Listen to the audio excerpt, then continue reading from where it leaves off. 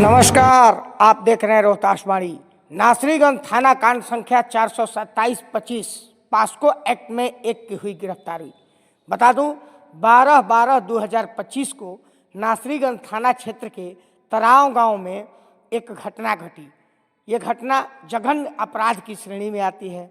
घटना की गंभीर प्रकृति के होने के कारण सहायक पुलिस अधीक्षक सह अनुमंडल पुलिस पदाधिकारी विक्रमगंज संकेत कुमार के नेतृत्व में एक टीम का गठन किया गया।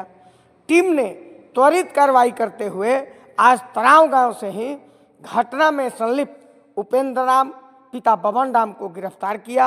सुनिए इस गिरफ्तारी पर पुलिस अधीक्षक रोहतास रोशन कुमार ने क्या कहा। नासरीगंज थाना क्षेत्र में एक घटना घटी थी, जिसमें एक नाबालिग बच्ची की गला दबाकर हत्या की गई और उसके साथ दुष्कर्म करने की पुष्टि हुई। घटना की जघन्य प्रकृति और गंभीरता को देखते हुए घटना के तुरंत बाद एक टीम बनाई गई थी एएसपी विक्रमगंज के नेतृत्व में, जिसमें डीआई की टीम, महिला पदाधिकारी और एफएसएल के जो विशेषज्ञ उनको शामिल किया। घटना के बाद जो पूरे तथ्य सामने आए, उससे ये बात स्पष्ट हुई कि जो नाबालिग बच्ची थी वह 7:30 से 7:35 के बीच में अपना ट्यूशन ख़त्म करके अपने ट्यूशन की साथियों की 3 और साथियों के साथ निकली और कोचिंग से लगभग 500 मीटर दूर उसका भाई दूसरे टीचर के पास पढ़ाई करता था, जिसको लेने के लिए वो जा रही थी। लगभग आधी दूरी तक वो अपने दोस्तों के साथ थी। उसके बाद उसके बाकी दोस्त अपने घर चले गए और लड़की अकेले अपने भाई को लेने जा रही थी।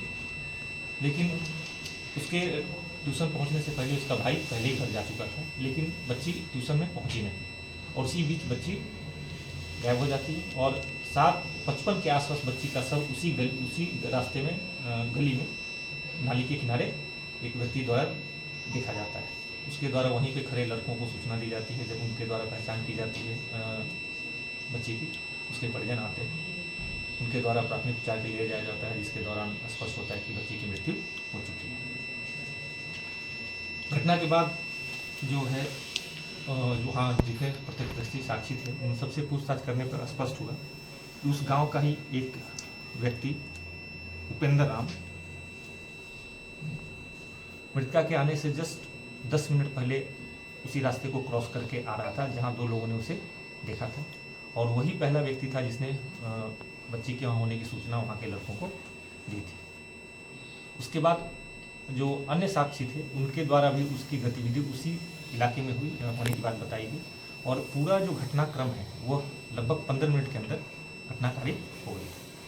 उसके बाद जो उपेंद्र राम से और गहनता से पूछताछ की गई और उसके शरीर, उसके कपड़ों, सब चीज़ों का अवलोकन किया गया, तो उसके शरीर पे जो संघर्ष के निशान, जख्म पाए गए और घटनास्थल पर जिस तरह के की झाड़ियाँ और जिस तरह के पेड़ थे, उससे जो जख्म होते हैं वो उसके शरीर पर पाए गए। इसके अलावा उसके द्वारा घटना के तुरंत बाद जाकर घटना उस समय जो कपड़े उसके द्वारा पहने गए थे उनको धोने का प्रयास किया गया। इसकी भी पुष्टि साक्षियों द्वारा की गई।